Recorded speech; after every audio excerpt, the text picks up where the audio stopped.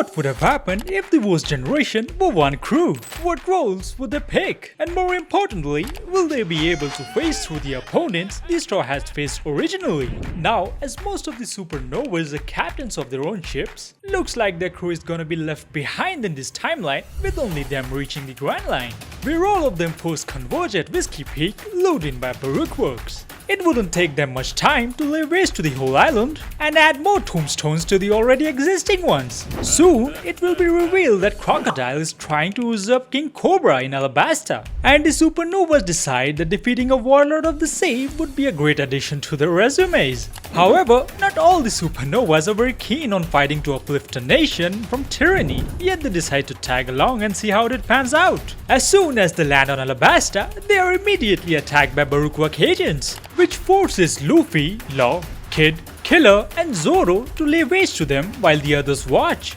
Blackbeard, staying true to his cunning ways, decides to confront Crocomom in a bid to steal his devil fruit. The fight, which was originally a battle of wits and brawn when the Straw has fought in the original timeline, now turns into a battle against time to stop Crocodile from escaping his fate. As the Supernovas explore Alabasta after defeating almost all the agents, Blackbeard slips away but gets noticed by Luffy and Zoro, who follow him. They travel to the capital and find Crocodile and Robin having taken Cobra hostage under the castle. Blackbeard easily defeats Crocodile, but before he could do anything, it is revealed that Crocodile set up bombs all throughout and they would soon get buried underneath. He decides to bail while Luffy and Zoro help King Cobra to safety and lets Robin escape. As the Supernovas once again converge on the ship ready to part their ways, Orochi reveals that they could probably get this temporary alliance going even further and travel to the Sky Islands where a certain Logia user had laid siege and sat on a tremendous amount of gold.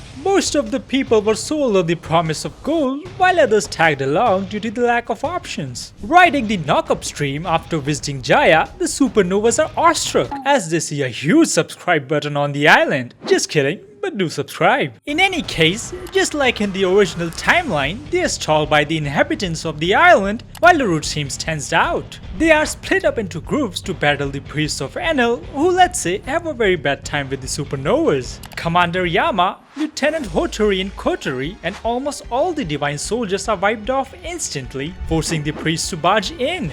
Om faces Law and Zoro, Satori goes up against Beji, Hawkins and Bonnie, Shura goes up against Law and Killer, while Gedatsu is challenged by X-Drake and Uruj, former of who is shocked to see him.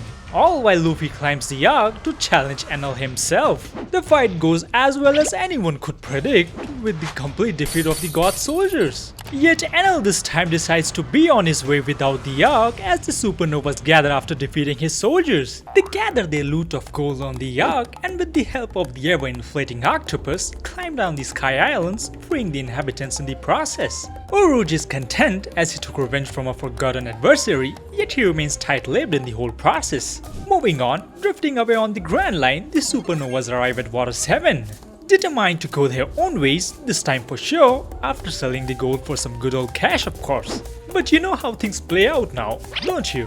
Bonnie, running amok in her kid form, runs into a rendezvous between Lucci and the other CP9 agents. Eventually figuring out that they are undercover, she passes on this info to X-Drake, who being a SWORD member, decides to guide his ragtag ex-crewmates away from them, so as to not interfere in covert government work. However, all of it goes to hell as a fight breaks out between Kid and Blueno in his bar. Kid and Killer realize that Blueno is a government agent since they've come across another agent in the past who used the airwalk and the iron body. The news spreads fast and Lucci decides to act now and snatch away Poseidon blueprints from Iceberg. But like always, Luffy is there to defend him, all while the risk of Aqua Laguna was hanging upon their heads. The full force of the CP9 was called in and a huge battle would once again ensue between the Supernovas and the CP9 with very interesting matchups. Luffy once again confronts Lucci alone and defeats him, this time around unlocking gear 2 and 3 as the fight goes on. Kaku is taken on once again by Zoro, however this time around Urosh joins him to make this a completely one-sided battle. Jabra is confronted by Law, who starts cutting off his body parts with precision, all while X-Drake unwillingly helps Bonnie take down Khalifa. Lastly, Hawkins and Blackbeard take on Kumadori and Fukuro in a 2v2 that is dominated by Blackbeard overall with Hawkins assisting. But in the end, the Battle of Water 7 is lost as Pandem calls in a buster call on the entire island. However, this time around, with the severity of the battle, Akainu himself arrives at Water 7 to manage the buster call since Pluton was on the line. This forces the Supernovas to flee together once again, this time around into the Florian Triangle to escape the wrath of Akainu, who would have battered them had they been caught. In the end, Water 7 suffers major damage and it would take them years to recover. Now as the Supernovas struggle to tolerate each other for another journey, they encounter a floating barrel in the sea. And before anyone could even say anything, Luffy takes it on board and opens it up, releasing the flare that the Keko pirates used to crack down their next prey, marking the Supernovas for another major fight. They arrive on the island and are instantly greeted by Absalom, although a bit discreetly, if you know what I mean. Absalom, in his invisible state, tries to prey on Bonnie like he once did with Robin. However, as soon as the Supernovas realize that someone has invaded their ship, they go fully vigilant, realizing in seconds that they have an invisible enemy at hand. Blackbeard, using his Yami Yami no Mi, is instantly able to suck Absalom into his hand, neutralizing his powers, after which he is captured and interrogated by the Supernovas. He resists at first, but after Law uses some of his skills that earn him the name Surgeon of Death, he opens up pretty good. This leads the Supernovas to know Greco Moria's secret plan and all the powers of his crew. The worst generation realizes that in order to survive the triangle, they need to take control of Thriller Bark and defeat Moria once and for all. Now Luffy, once again owing to his questionable decisions, decides to confront Moria directly and gets his shadow stolen, only for Moria to unleash Ores much earlier than the original timeline. As the Supernovas struggle to tackle the destructive power of Ores, the pesky goats of Perona give them an even harder time. Finally, Law is able to take advantage of a small opening and switches Perona's soul with Hogbacks, confusing both of them and dismembering their bodies using his fruit. Meanwhile, the rest of the Supernovas overpower Ors and Luffy is able to get his shadow back, all while Zoro fights Ryoma in the back, earning his 4th sword. Yup, Zoro never lost Yubashiri in this timeline, so this would be his 4th sword. But don't worry, I'm not interested in him holding this sword between his butt cheeks, so he'll just keep this one in reserve. As the fight continues, Moria reveals his final form, consuming every shadow on Thriller Bark, growing to an enormous size and challenging all the Supernovas at once. However, the battle doesn't last long with the combined firepower of the 11,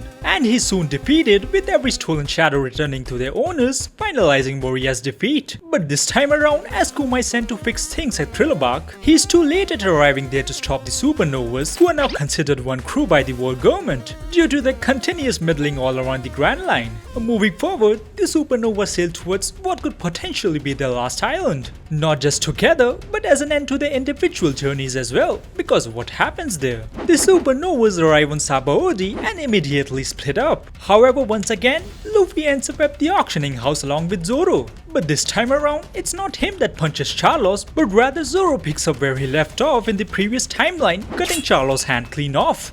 This horrifies the whole auditorium as everyone starts running for their life, while Luffy takes his chance to shut Charlos' father up with a nasty punch after he tries to shoot him. Once again, the news spreads like wildfire and reaches the Supernovas themselves, who are for the last time swept away in a mess that Luffy created. But there is a very big difference this time around. Instead of sending just Kizaru, Sengoku sends all 3 admirals to take care of the Supernovas since they are stronger than they were originally. The admirals rush to the island and deliver a beatdown to the Supernovas, grinding them to a pulp.